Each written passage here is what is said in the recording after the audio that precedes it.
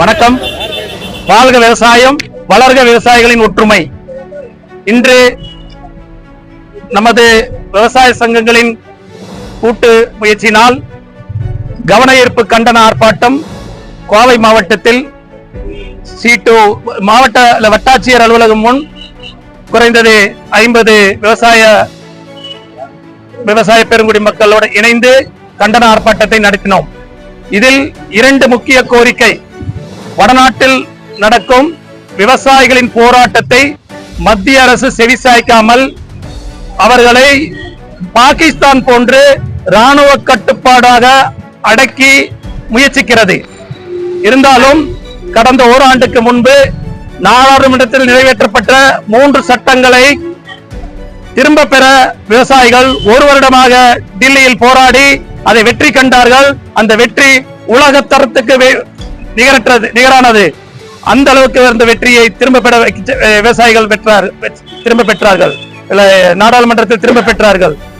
அதனால் மீண்டும் அதை திணிக்கிறதுக்கு இப்ப வந்திருக்கிற பிஜேபி ஆட்சி அதை திரும்ப நடைமுறைப்படுத்துவதற்கு முயற்சி செய்வதனால் கடந்த 100 நாட்களுக்கு முன்பு பஞ்சாபிலிருந்து விவசாயிகள் ஊர்வலமாக டெல்லி நோக்கி பயணம் செய்தார்கள்.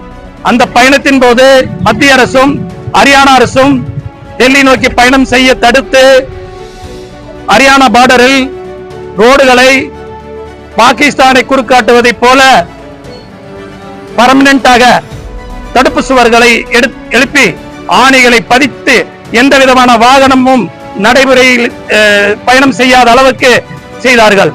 அதில் டிராக்டர் மட்டும் போக தடுக்கவில்லை, சாதாரண பஸ், கார், மற்றபடி எல்லா வாகனங்களையும் தடுத்ததனால் அங்கு போக்குவரத்து ஸ்தம்பித்து கிடைக்கிறது. அந்த ரோடுகளில் ஸ்தம்பித்ததற்கு காரணம் மத்திய அரசும் மாநில அரசுமே.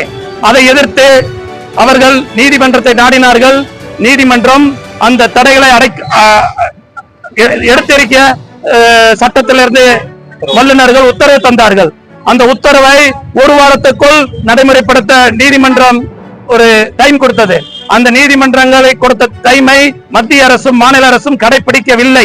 அதை முன்னெடுத்து டிசம்பர் 22 டெல்லி கன்வென்ஷன் ஹாலில் அனைத்து இந்திய விவசாய சங்கங்கள் 17 மாநிலங்களிலிருந்து சில விவசாய சங்கங்களின் தலைவர்கள் கலந்து ஒரு ஆலோசனை நடத்தினார்கள்.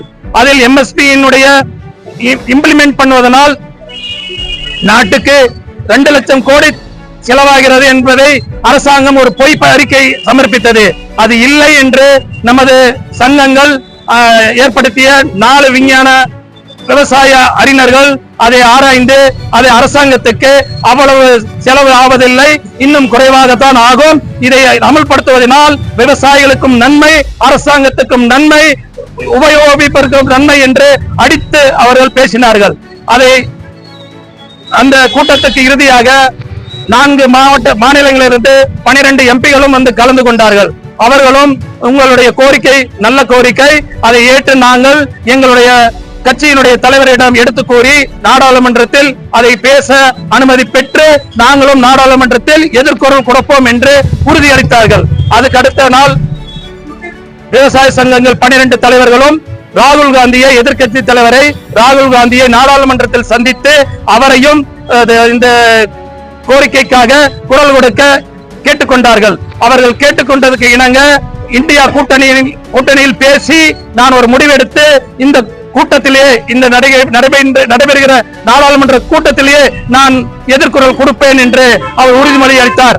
அதுக்கு அடுத்ததாக நமது விவசாய சங்கங்கள் நாடு முழுவதும் இன்றும் எல்லா கலெக்டர் ஆபீஸ் முன்னால், மாவட்ட கலெக்டர் ஆபீஸ் முன்னால் விவசாய சங்கங்கள் போராட்டங்கள் நடத்துங்கள், கண்டன ஆர்ப்பாட்டங்கள் நடத்துங்கள் என்று கேட்டதற்கு இணங்க நாங்கள் தமிழ்நாட்டில் எல்லா விவசாய சங்கங்களையும் அழைத்து இந்த கண்டன ஆர்ப்பாட்டத்தை நடத்தினோம். அது வெற்றிகரமாக முடிந்தது என்று நான் மகிழ்ச்சியோட கூறிக்கொள்கிறேன்.